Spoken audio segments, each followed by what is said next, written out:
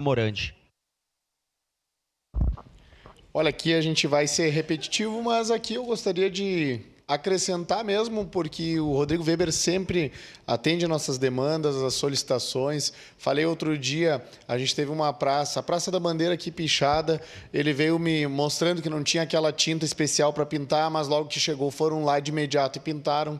Por mais que aquela praça ela foi adotada ali por alguns comerciantes, depois eu fui ver, né? Ela é uma praça adotada, mas mesmo assim o poder público esteve lá fazendo a sua parte. Então o Rodrigo Weber vem se destacando e eu acredito que ele merece esse voto de confiança nosso, né, para ele, porque ele vem se destacando já com pouca estrutura. Imagina sem estrutura. Eu me lembro logo que ele começou, que eu ia direto ali no gabinete dele, onde ficava aqui no estacionamento ao ar livre, ali perto de uma árvore, e ele sempre me recebia muito bem, né, porque ele não tinha nem sala, né, ali era o gabinete dele, perto de uma árvore. Mas mesmo assim ele não deixou de fazer nada nunca, né, e eu costumo sempre ligar ou mandar o WhatsApp, ele responde rápido, está sempre nos ajudando. Então ele merece esse voto de confiança e que faça um bom trabalho ali. A gente teve uma discussão inteira aqui, que é uma parte técnica, uma parte política, mas aqui a gente torce para que a cidade dê certo. Não tem como a gente ir contra um dos poucos secretários, né, que fazem, nos ajudam e entendem a nossa importância. A grande parte não entende e a grande parte, às vezes, acha que não precisa do vereador.